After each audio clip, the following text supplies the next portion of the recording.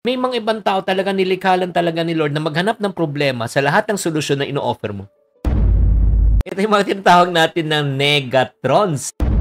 Alam nyo ba ang tamang tao at tamang workplace po ang susi sa pag-achieve ng success at fulfillment? Videos that will make you wealthy and debt-free.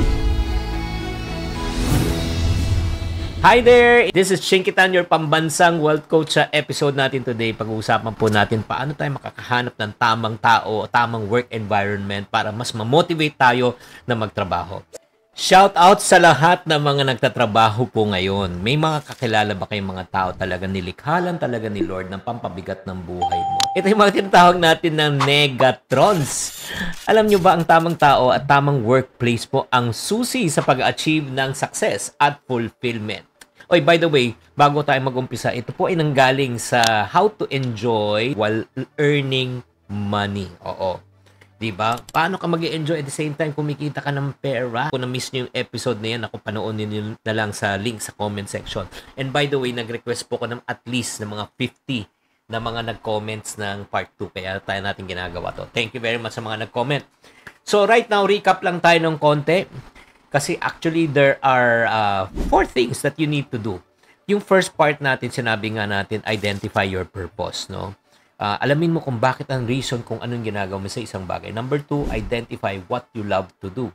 Ano ba ang isang bagay na talagang love na love mo gawin kahit di ka bayarang gagawin mong libre? Okay, that's the first 2. Panoorin nyo na lang sa video. Now, pag nakita nyo na yung purpose mo, nakita mo na kung ano yung gusto mo talagang gawin, number 3, the most important thing is how to find the right people to work with you. Diba, like for example, diba kung natatandaan mo, nung naglalaro po tayo, nung bata tayo, pag naghatian po ng team, dalawang grupo, kanino ka sasama? Siyempre, sasama ka sa mga katropa mo. Sasama ka sa mga gusto mo talagang makasama na alam mong hindi ka iiwanan. Diba, poprotektahan ka. Mahirap kasi kung mapasama ka sa grupo na napipilitan lang sila. Ay, sige, sali na nga natin.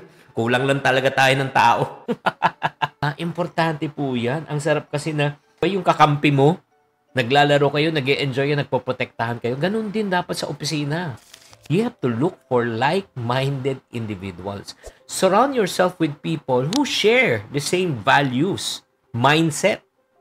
Diba? Nagigets nyo? Ang hirap katrabaho ng mga taong na, imagine mo, nag-share ka pa lang, nag-share ka ng idea. Sa palagay nyo, maganda ba itong, nako, ginawa na namin yan, wala naman nangyari. Nagsasayang na tayo ng oras. Panay kontra. May mga ibang tao talaga nilikha lang talaga ni Lord na maghanap ng problema sa lahat ng solusyon na ino-offer mo. Grabe. Kaya nga importante. That's number 1 that you need to do. Okay? Number 2, importante rin po niyan, no? Aside from like-minded people na hanapin po natin, maghanap din po tayo ng mga mentors. Accountability partners. Maghanap tayo ng mga taong na mas ahead po sa atin, na mas may karanasan po sa atin, na mas magaling po sa atin. Alam mo, ang kagandahan dito, matututo ka eh. Di ba? Matututo ka sa mga magagaling na tao. At the same time, kung wala kang makita na mas gagaling sa'yo, ay maghanap ka ng mga tao na, sige pare, magtulungan tayo dito, accountable partners tayo, para ma-motivate tayo. Lalo na pag nasa sales kayo. Yung parang tanungan lang ba, pare, nakailang flyering na tayo, nakailang saturation na tayo, ilan na ba yung tripping na nagawa mo? Kunyari, nasa real estate ka. Kung nasa insurance, ilang calls na, ilan ang presentation, ilan na yung nagawa mong F&A, financial need analysis. Kung ikaw ay nasa insurance naman, di ba? Maganda eh. Kung meron ka ka-body, importante yun eh. And the importante rin, you also check your relationship. Ito lang, no offense meant, guys. Kung gusto maging productive, pagkasama mo mga toxic, condolence, hindi ka mag-grow. Ililibing na lang yung pangarap mo. Iwasan natin yung mga taong purong reklamo, chismis, at negativity. May kakilala ba kayo dyan? Huwag ka titingin sa katabi mo. Hanapin yung mga taong supportive, collaborative, at open sa mga bagong ideas. Yung parang, come on, let's do it! Excited tayo. Diba? Kaya nga, importante guys, no man is an island. Sa isang team, basketball team, hindi ka na mag-isa. 5 po kayo, as a matter of fact. 5 ba? Oo, 5. 5 kayo maglalaro. Pero kailangan ng 10 kamay. 'Di ba, magpasahan, 'di ba, mag-dribble, mag-shoot para maka-complete. Ang success ay hindi lang sa skills, kundi sa mga tamang taong makakasama mo sa journey mo. And last, very important, para ikaw ay maging successful. Hindi lang na alam mo yung purpose, hindi lang alam mo saan ka nag-enjoy, alamin mo rin kung sino makakasama mo. Napakahalaga ito. You need to choose the right environment. Dapat tama yung environment mo. Anong ibig ko sabihin? Kasi alam nyo ba na ang isang pating, pag kinulong mo at linagay mo sa maliit na aquarium, ganun lang po kalaki ang ilalaki niya. Hindi siya lalaki beyond that. Pero pag nilagay mo siya sa malaking aquarium, malaking pond, lalaki po siya. Lagyan yung hammerhead shark. Meron ako mga hammerhead shark dati. Freshwater to. So, maliit na aquarium. Maliit lang talaga. Hindi sila lumalaki. Pero nilagay ko sa pond, lumaki talaga silang ganun kalalaki. Kaya nga, ask yourself, yung culture ng company mo na tinatrabahoan mo, before you commit to a job, alamin mo muna ang kultura ng kumpanya. 'Di ba? Huwag sana pera lang. Ay, taas ang sweldo eh. Tanungin mo paano nila tinatrato ang mga kanilang mga tauhan at mga empleyado. Healthy ba?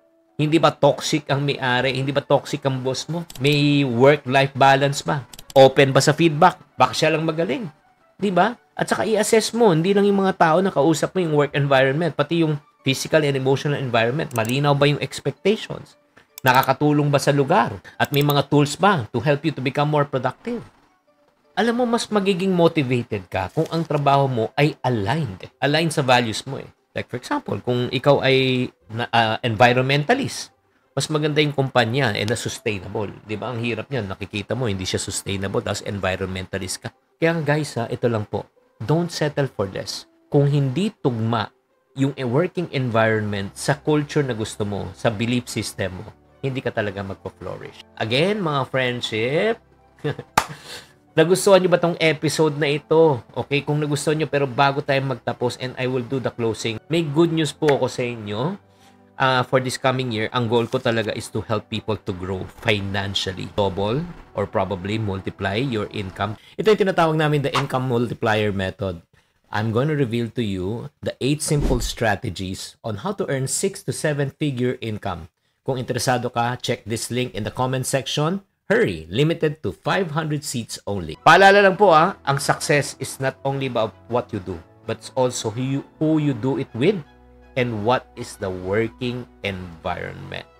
Sana naman mahanap mo yung mga tamang tao, sana mahanap mo yung tamang working environment para ikaw lalo ay mag-flourish.